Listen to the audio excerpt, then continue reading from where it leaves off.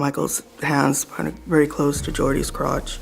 Don't treat me like a criminal, 'cause I am innocent. On the part of Michael, performing oral sex on the boy. I could never harm a child or anyone. Millions of fans were captivated by pop legend Michael Jackson during his peak, but a teenager named Jordan Chandler made the icon pay $23 million for a legal settlement. They served a search warrant on me, which allowed them to view and photograph my body, including my penis. What was the case about, and where is this guy today? The saga started in 1993 when Jackson met Jordan at a local auto shop where he had arrived after a car broke down.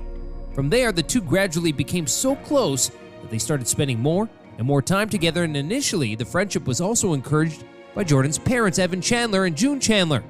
I saw some stuff that I didn't think was appropriate with Mr. Jackson and Jordy. Michael's hands kind of very close to Jordy's crotch. Jackson invited them to his mansion several times, and they even went on field trips to Las Vegas and Florida.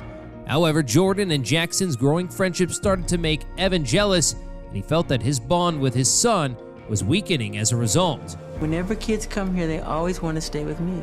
And then he finally said, okay, if you love me, you sleep on the bed. I was like, oh man. After returning from one such trip from Monaco, Michael Jackson stayed in June Chandler's house for a few days and slept in the same room as Jordan.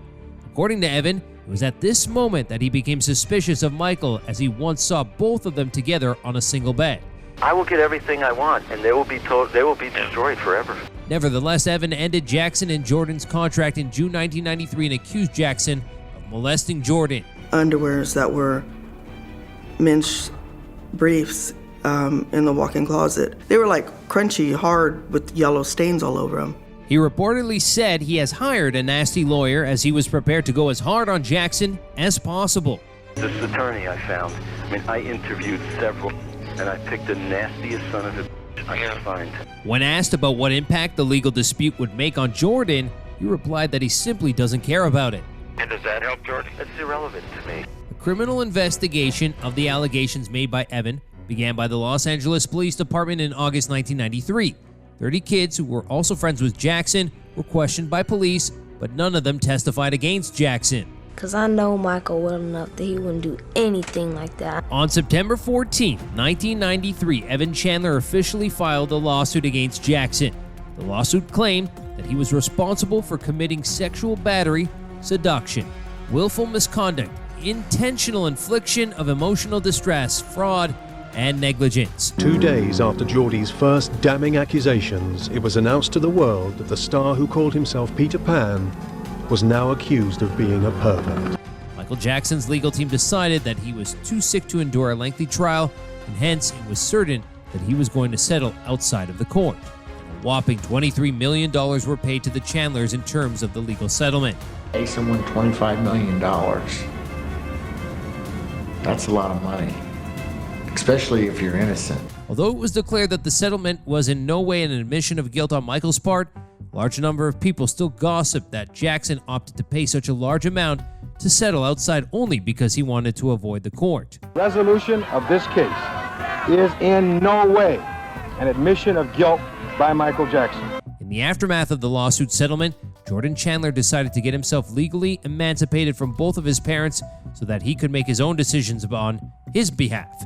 All this time, the teenage millionaire Jordan Chandler had managed to keep a low profile and was out of the mainstream for the most part. In 2005, when Michael Jackson was once again blamed for another sexual misconduct and was fighting another legal battle, Jordan was asked to testify against him in the court, but he clearly refused. After the Jordy Chandler incident, she felt that he should never be around boys ever again, ever. Since the passing of both Michael Jackson and Evan Chandler in 2009, Jordan Chandler has not only retreated from the public eye, but also seems to have vanished entirely. He has also reportedly changed his name and is living at an unknown place in New York. In 2013, when former choreographer Wade Robson made new allegations against Michael Jackson, his legal team went to great lengths in order to find Jordan in the hopes that he would corroborate his own claims in a court of law. However, they were never successful in finding Jordan. Michael's training of me to testify began the first night that he started abusing me. When Jordan's biological sister was asked about him, she said that she and her mother had lost contact with Jordan years ago, and and they had no idea about his current whereabouts. Do you think Jordan's decision to stay away from the public was smart? Or he could still cash in on all the fame that he had garnered over the years? And that's a wrap for what happened to Michael Jackson's first accuser, Jordan Chandler. We will be back with another exciting video, but until then, goodbye.